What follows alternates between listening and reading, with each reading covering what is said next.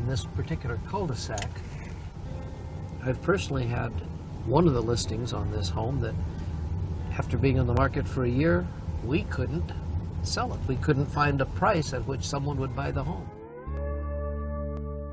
Real estate agent Dave Harmon works in the Californian city of Stockton. It has the dubious distinction of having the highest rate of home repossession in America. And since that time, the home next to it is in foreclosure. It's for sale now. 2 others behind me, and 1 across the street, and 2 more at the end. So half of the homes on this cul-de-sac have been hit with a foreclosure situation.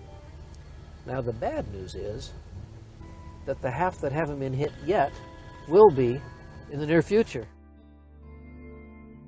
In some Stockton suburbs, 1 in 4 houses has already been repossessed by the banks, and the foreclosure rate is still accelerating. In these well-tended new neighbourhoods, long grass is the telltale sign of foreclosed homes.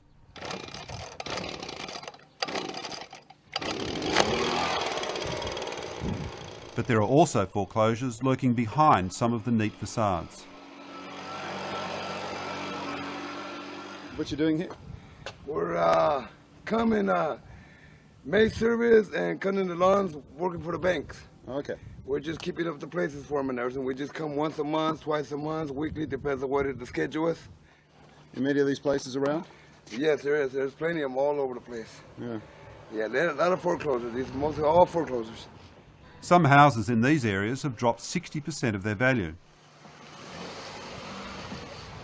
It's devastating for people like Gisela Morales and her family.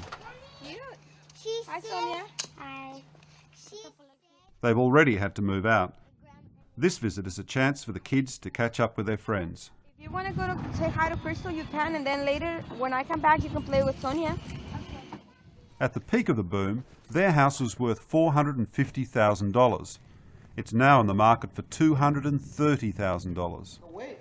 Gisela and Yohei spent $50,000, their entire life savings, in a fruitless bid to save their home. 3 years ago, they took out a $360,000 mortgage. At that time, did you feel that that was a mortgage you could afford to pay? At the time, yes, because the economy was well, and my husband was working more than his regular 40 hours a week.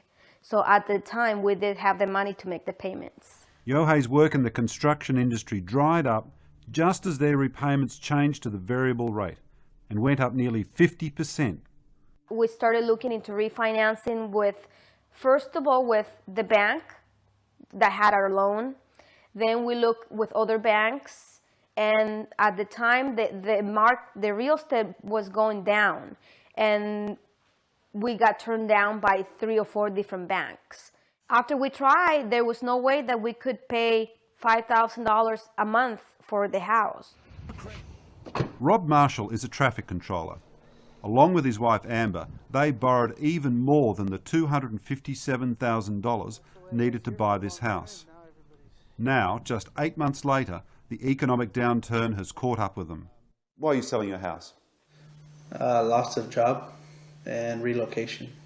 So you've had to sell your house in a hurry? Yep. Big hurry. Yep.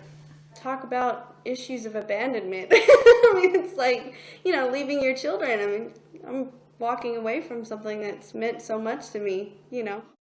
The bank-owned properties are really our competition right now. So today they're getting the bad news from the real estate agents. The house's value has fallen significantly since they bought it. Your last option is potentially to give the house back to the bank. This is not helping because we're packing tonight, moving in 5 days. Their best option is to convince the bank to accept a quick sale and forgive the loss. But there's a catch. You know, who knows? We could go 3 months, because sometimes what scares me is that, you know, they say in some cases, some banks won't even do anything until you've defaulted on your payment, you know, and 90 days. Yeah, and that's, you know, that'll destroy your credit. You know, that's what we're trying to avoid. The US economy will recover. But for Gisela and millions of other Americans, there will be years of pain ahead, rebuilding what they've lost. It's a sad experience. I think that, you know, it's just having something for for years, and then all of a sudden not having it anymore and coming to it it's a sad feeling. It's sad.